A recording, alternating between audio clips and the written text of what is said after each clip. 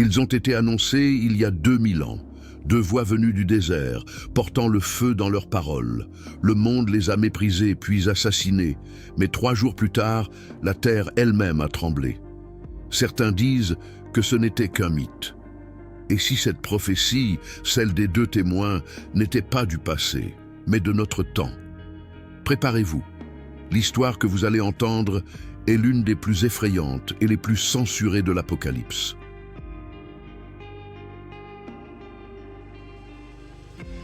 Dans la vision de Jean, 2 figures surgissent au milieu du chaos. Elles ne portent pas de couronne ni d'armure, mais des flammes.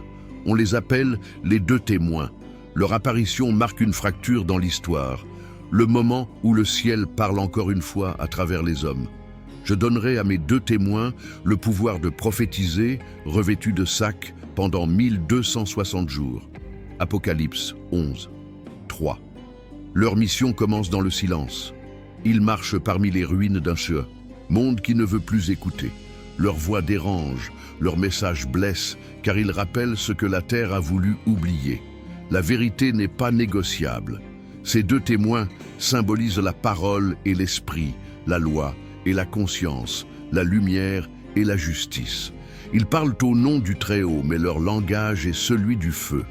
Certains exégètes y voient Moïse et Élie, les prophètes du mont Sinaï et du Carmel, revenus pour annoncer la fin du cycle.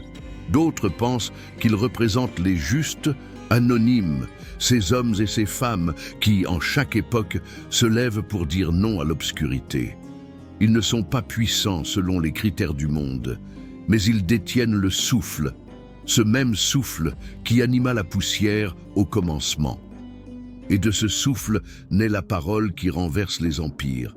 Mais la prophétie avertit, leurs jours seront comptés, car là où brille la lumière, l'ombre prépare son attaque. La bête du gouffre les combattra, et pour un temps, elle les fera taire. Pourtant, même dans leur chute annoncée, il y a une promesse. Rien de ce qui vient de l'esprit ne peut mourir. Leur mort n'est qu'un passage, le prélude au dernier souffle du monde ancien. Leur mission n'est pas de sauver, mais de réveiller. Et c'est là le plus grand des miracles.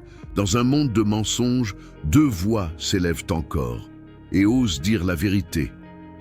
Quand ils parlent, ce n'est pas une voix humaine qu'on entend. C'est le feu. Un feu qui ne brûle pas la chair, mais les mensonges. Un feu qui consume les illusions d'un monde devenu sourd au sacré. Et si quelqu'un veut leur nuire, du feu sort de leur bouche et dévore leurs ennemis. Apocalypse 11, 5. Ce feu n'est pas une arme, c'est une vérité vivante. Chaque mot qu'il prononce devient flamme, et chaque flamme dévoile ce que l'ombre voulait cacher. Car la parole, lorsqu'elle est pure, a le pouvoir de renverser les puissants et de réveiller les endormis. Les 2 témoins ne parlent pas au roi, ils parlent aux consciences. Ils rappellent aux hommes qu'ils ont vendu leur âme pour un peu de confort, qu'ils ont remplacé la foi par l'opinion, et que le mensonge collectif a pris la place de la vérité intérieure. Leur feu est symbole de purification. Il ne détruit pas pour punir, mais pour révéler ce qui doit renaître. Comme l'or dans la fournaise, l'humanité doit passer par le feu pour retrouver sa clarté. Les foules les haïssent, les puissants les accusent, les sages les craignent. Car nul ne peut rester neutre devant le feu de la vérité. Ce feu met à nu les cœurs, il sépare le réel du faux, l'esprit de la machine, la lumière du simulacre. Mais le monde moderne ne tolère plus ce qui brûle. Il préfère la tiédeur à la passion, le silence à la révélation. Et chaque mot de ces témoins est une détonation dans le vacarme du mensonge collectif. Leur voix est ancienne et pourtant nouvelle, comme si toutes les prophéties passées se rallumaient en eux. Et ce feu qui sort de leur bouche n'est pas un feu terrestre. C'est la parole, elle-même, celle qui fut au commencement, celle que rien ne peut étouffer. Le monde les traitera de fous, de fanatiques, d'ennemis de la paix. Mais le feu ne cherche pas à plaire, il cherche à purifier. Et tant que leurs voix résonneront, la nuit ne sera pas totale. Leur voix résonne dans les rues et les places, et ce que beaucoup entendent n'est pas la vérité, mais une offense. Les témoins parlent avec la force du feu, mais le monde n'aime pas brûler. Il préfère la paix du mensonge à la brûlure de la lumière. Et lorsque les deux témoins auront achevé leur témoignage, la bête qui monte de l'abîme fera la guerre contre eux, les vaincra et les tuera. Apocalypse 11, 7. Le monde moderne, saturé d'images et de bruit, ne supporte plus la contradiction. Tout ce qui dérange la pensée commune devient une menace. Les témoins ne brandissent pas d'armes. Leur seule arme est la vérité. Et c'est précisément ce qui les rend dangereux. Les puissants les traitent de complotistes. Les religieux les accusent d'hérésie. Les sceptiques les ridiculisent.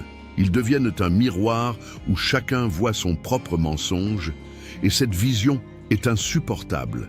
Les médias de l'époque, qu'ils soient antiques ou numériques, déforment leurs paroles.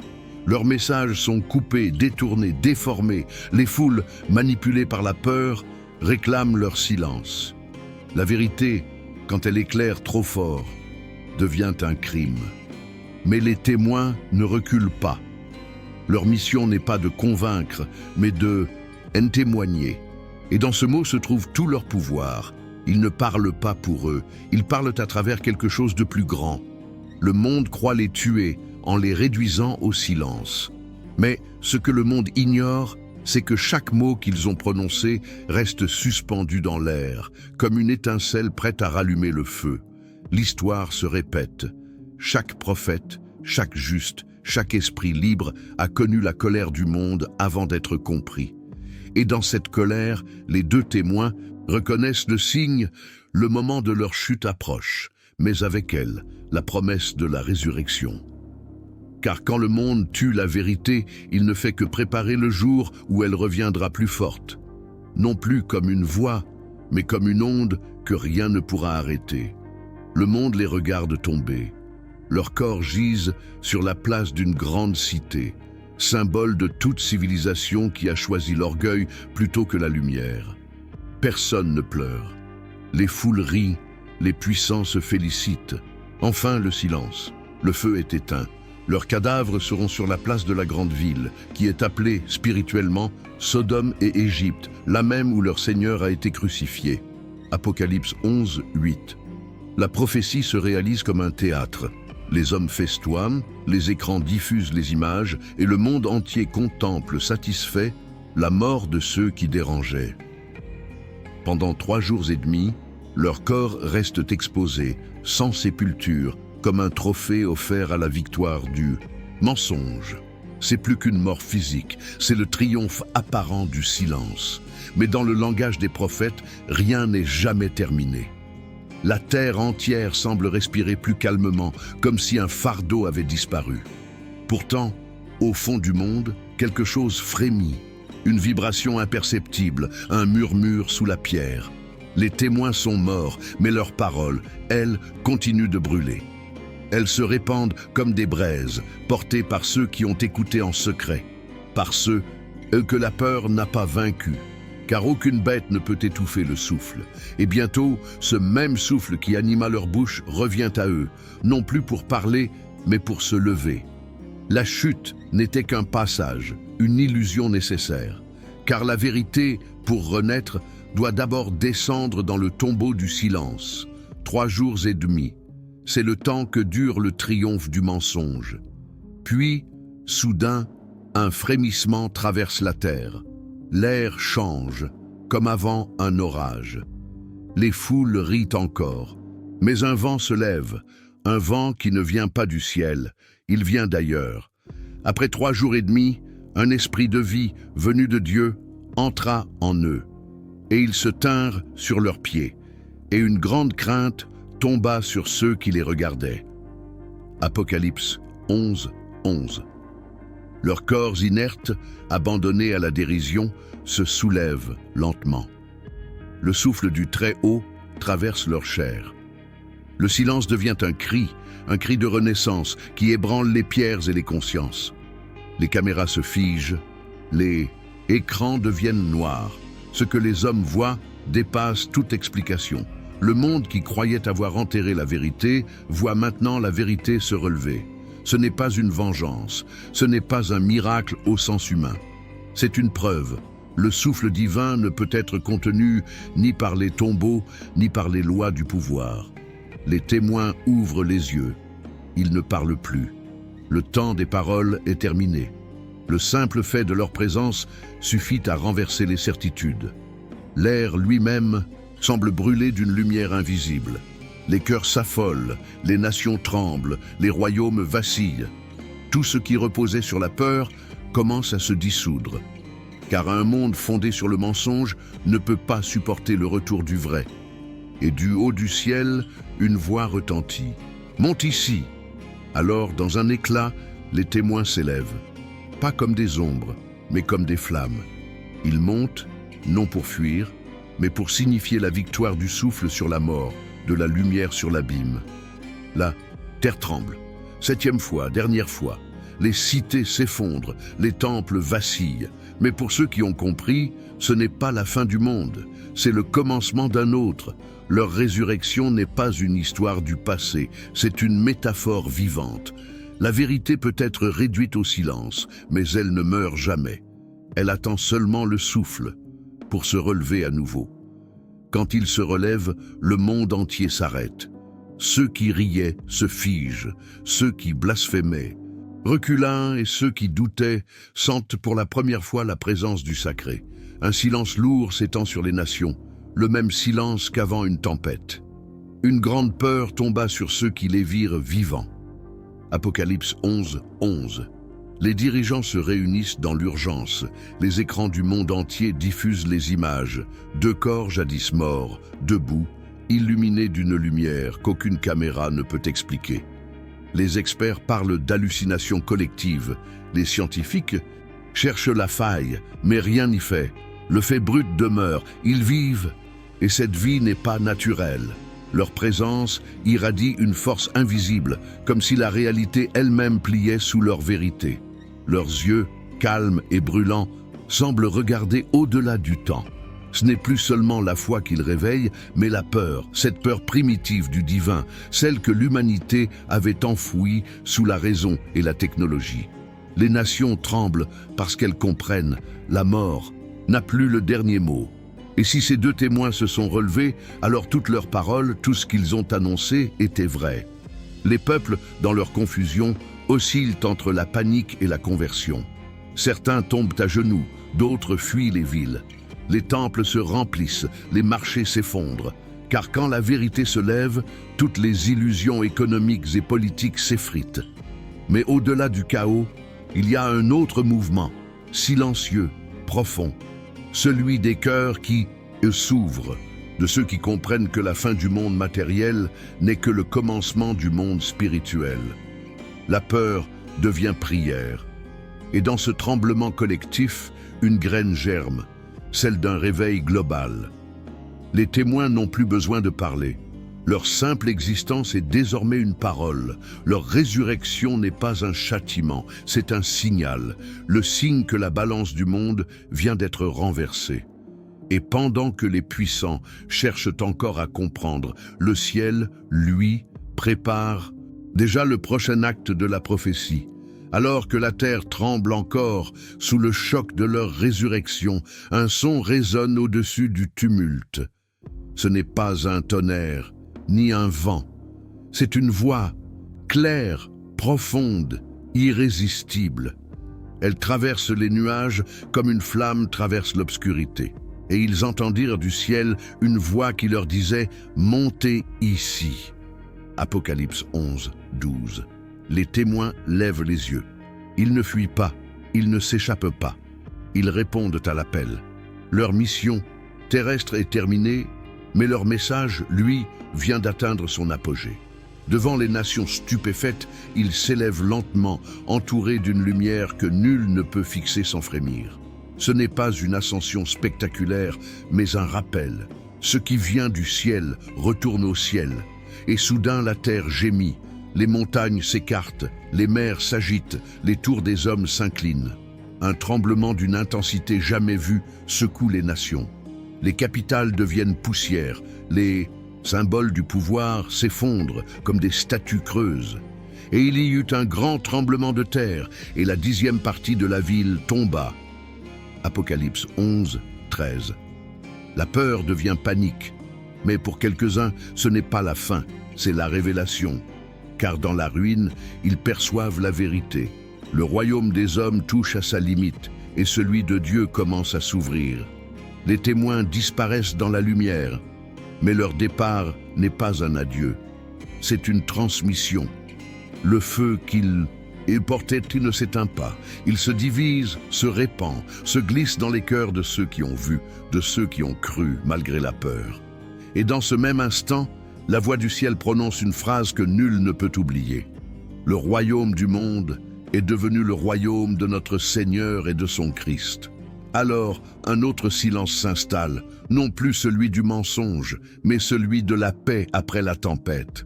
La vérité a parlé, et le monde, enfin, écoute. Quand la terre cessa de trembler, un autre séisme commença, invisible, intérieur. Ce n'étaient plus les murs ni les pierres qui s'effondraient, mais les certitudes. Les survivants, couverts de poussière, lèvent les yeux vers le ciel. Ce qu'ils voient n'est pas une menace, mais une lumière douce, semblable à celle de l'aube après une longue nuit.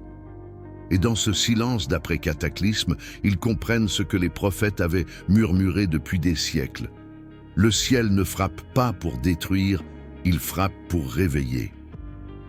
Les puissants tombent à genoux, les sceptiques pleurent, et même les cœurs les plus durs se fissurent. Le feu des témoins, celui qu'ils croyaient éteint, commence à brûler dans les âmes. Les peuples s'unissent dans une prière sans mots. Il n'y a plus de langue, de nation, ni de frontières. Il n'y a que l'homme face à Dieu et la reconnaissance tremblante de sa présence. Les temples, les palais, les tours d'acier ne sont plus que des ruines éclairées par la foi retrouvée. Les écrans s'éteignent, les voix de propagande se taisent, et un souffle nouveau parcourt la planète, celui de la conversion. Ce n'est pas une soumission, c'est un éveil. Les hommes comprennent enfin que la puissance du monde n'était qu'un mirage, et que la vraie force réside dans l'esprit. Ils redécouvrent les gestes oubliés, aider, pardonner, écouter. Et pourtant, même dans ce grand retour à la lumière, le danger persiste. Car là où la foi renaît, l'ombre cherche toujours à se glisser. La paix est fragile, et les nations converties doivent apprendre à vivre sans leurs anciens dieux, l'argent, la peur, la domination. Le tremblement de terre a détruit les murs, mais la conversion doit reconstruire les âmes. Et c'est là, dans le cœur de chaque homme, que se jouera la véritable bataille, celle entre la mémoire du feu et la tentation de l'oubli. Les témoins sont partis, mais leur écho demeure. Car leur mission n'était pas de régner, mais de réveiller. Et à présent, le monde tout entier a les yeux ouverts. Le monde a vu, le monde a tremblé, et pourtant, tout n'est pas sauvé. Car après chaque révélation vient la tentation de l'oubli. Les nations, encore secouées, reprennent lentement leur souffle, et déjà l'ombre s'approche à nouveau, plus subtile, plus séduisante. Alors, du ciel retentit une voix plus puissante que la mer, plus claire que le tonnerre. Le temps n'est plus. Ce qui doit venir vient maintenant. Apocalypse 10, 6. C'est le dernier avertissement, non pas une menace, mais un appel ultime. Car Dieu ne condamne pas, il avertit, il ne détruit pas, il révèle. Et ceux qui entendent cette voix comprennent, le jugement n'est pas encore tombé, mais il approche comme l'orage sur la plaine. Les signes se multiplient, le soleil se voile, les mers deviennent amères, et les nations se divisent entre celles qui se prosternent et celles qui se rebellent. Un vent de confusion s'élève, et le monde moderne, saturé d'informations, ne sait plus discerner le vrai du faux. Les témoins ont laissé derrière eux une vérité brûlante, mais l'humanité, fidèle à sa nature, cherche à la dompter, à la traduire, à la transformer en doctrine. Ainsi commence la dernière épreuve, la corruption du message. Les prophéties deviennent des slogans, les signes deviennent des marchandises, et la foi une nouvelle forme de pouvoir. C'est cela le dernier piège, non pas l'oubli du divin, mais son imitation. Alors, un silence s'installe encore une fois. Non celui du monde apaisé, mais celui d'un ciel qui attend la décision des hommes. Car le Créateur a donné à chacun la liberté suprême, celle de choisir. Et ce choix approche. Il ne se fera pas dans les temples, mais dans les cœurs. Il ne dépendra pas des prières, mais des actes. Le dernier avertissement n'est pas une voix dans le tonnerre, c'est une voix intérieure, celle qui dit « Le temps des signes extérieurs est terminé. Maintenant, choisis. » Et quand le dernier mot sera prononcé, le monde ne s'éteindra pas dans la colère, mais dans la vérité nue, celle que nul ne pourra fuir, ni justifier, ni renier. Le dernier avertissement est donc une invitation. Regardez en soi avant que le ciel ne se ferme. Et lorsque la dernière parole fut prononcée, le monde entier sembla retenir son souffle. Le chaos se tut, les vents tombèrent, et pour la première fois depuis des siècles, le silence n'était plus une menace. Il était paix. Et le royaume du monde devint le royaume de notre Seigneur et de son Christ, et il régnera au siècle des siècles. Apocalypse 11, 15. Les ténèbres ne disparurent pas d'un coup, elles se dissipèrent comme un brouillard au lever du soleil. Les hommes, debout au milieu des ruines, regardèrent autour d'eux et virent la terre telle qu'ils ne l'avaient jamais vue, pure, vivante, respirante. Le feu des témoins avait purifié le monde, non par la destruction, mais par la révélation. Les masques étaient tombés, les illusions brûlées, et il ne restait plus que la vérité nue. Ce royaume retrouvé n'avait ni trône, ni frontières. Il ne se bâtissait pas dans les palais, mais dans les âmes éveillées. Chaque cœur devenu lumière formait une cité nouvelle, une Jérusalem intérieure, faite non de pierre, mais de conscience.